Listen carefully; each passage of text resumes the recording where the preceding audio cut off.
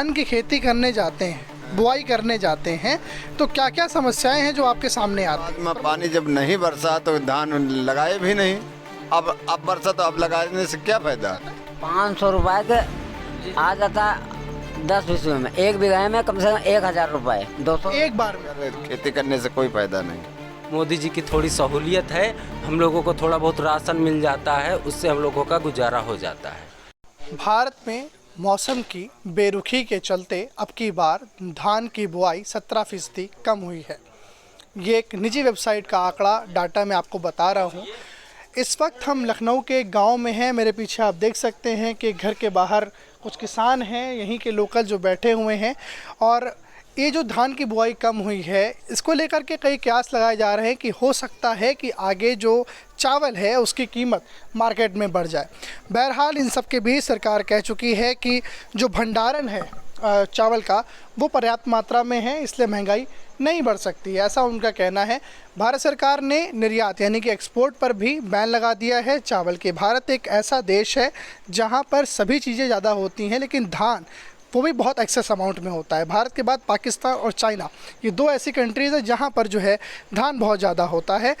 अभी हम भारत के किसानों के पास में हैं, इनसे जानेंगे कि आखिर जो अब की बार 17% कम जो धान की बुआई हुई है उसका मुख्य कारण क्या कुछ मान रहे हैं आप?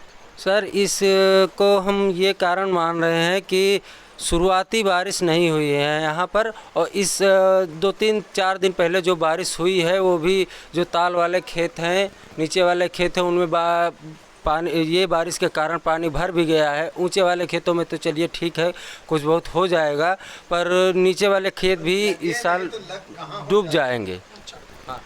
आप मुझे ये बताएं, आप एक किसान हैं, जब आप धान की खेती करने जाते हैं, बुआई करने जाते हैं, तो क्या क्या समस्याएं हैं जो आपके सामने आती हैं?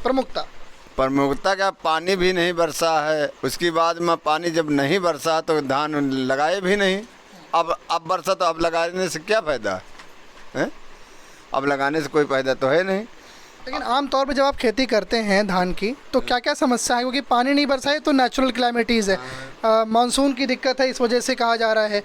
क्या जो यहाँ पे जो पानी का सिस्टम है, नहर वहर कुछ नहीं है, नहर पानी की व्यवस्था भी नहीं है, तो क्या करें। नहर नहीं है, नहर गांव से नहर नहीं गुजरा ना जो नहर थी होमक्स वाले पाट दिए।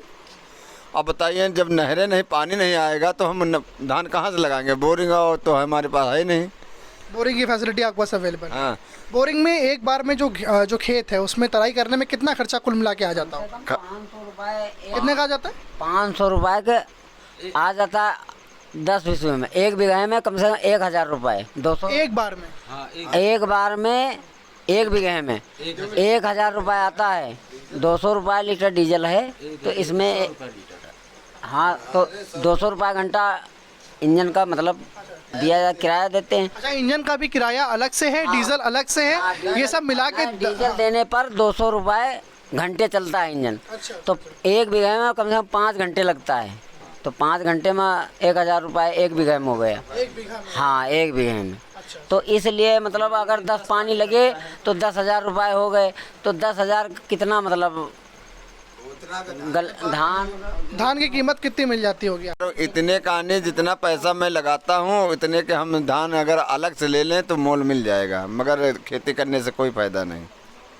तो एक बड़ा सवाल है, जब देश का किसान ये कहने लगे कि खेती करने से कोई फ़ायदा नहीं है, तो कहीं ना कहीं एक संकट की ओर ये इशारा है कि किसान जो हैं वो कहीं ना कहीं ये कहते नज़र आ रहे हैं कि खेती करने में अब कोई फ़ायदा नहीं बचा है, लागत ज़्यादा लग जाती है और मुनाफा कम होता है। सही है ये बात भैया कि हमारे कि देखिए एक बार में 5 घंटे लग चलता है, 1000 का खर्चा आता है। देखिए धान का इस साल बारिश नहीं हुई तो कम से कम 10 से 15 बार पानी लगाना पड़ रहा है।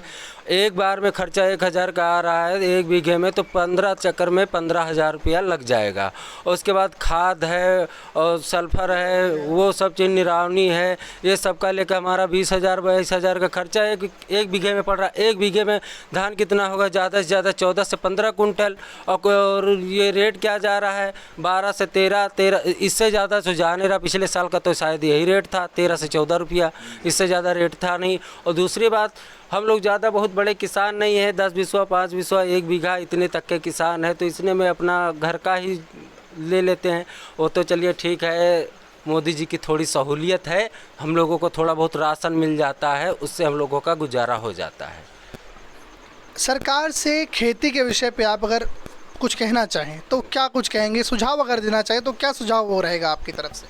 सुझाव ये रहेगा कि यूरिया और DIP और डीजल का और ये पानी का हमारा जो है नहर वगैरह का, इनका जो है कुछ व्यवस्था होना चाहिए। मान लीजिए जो किसान है उसको टेबल और उनकी सहूलियत दिया जाए अगर, तो किसान थोड़ा मेहनत करके अपना गांव का, अपना परिवार का पेट पाल सकता है।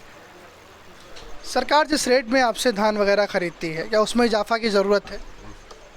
हाँ सर, इजाफा की तो ज़रूरत है ही। आप खुद ही सोच लीजिए, जो 1 बीघे में 22,000 का खर्चा लग रहा है, गेहूँ धान जा रहा है 13 से 14 रुपये किलो, तो ज़्यादा से ज़्यादा बहुत ज़्यादा होगा, बहुत ज़्यादा मेहनत करेंगे 13 से 14 कुंटल, तो आप ही सोच लीजिए 22-23 हज़ार का कैसे लागत हो जाएगा। अब कम से कम थोड़ा बहुत तो बढ़ा, मान लीजिए किसानों के लिए तो होना ही चाहिए कि कुछ बहुत तो बढ़ा दें, कि ताकि किसान जो है जो दिक्कत में ना आए। जबकि हम लोग छोटे किसान हैं तो हम लोगों को तो घर के लिए भी हो जाता है, हम लोग बाहर नहीं बिक्री करते हैं, क्योंकि इतना कम होता ही है कि हम लोग अपने, मान लीजिए 12 लोगों का परिवार है, 1 बीघा ज़मीन है, तो उसमें कितना लोग खाएंगे।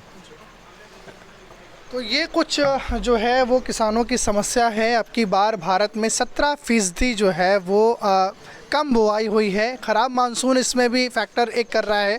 साथ साथ जैसे कि यहाँ के किसानों ने बताया कि यहाँ पे नहर की व्यवस्था नहीं है, और जो भी ट्यूबवेल की व्यवस्था, जो भी इंजन लगा के पानी जो है निकाल करके, ग्राउंड वाटर जो निकाल करके सिंचाई करते हैं, उसमें काफ़ी खर्चा आ जाता है।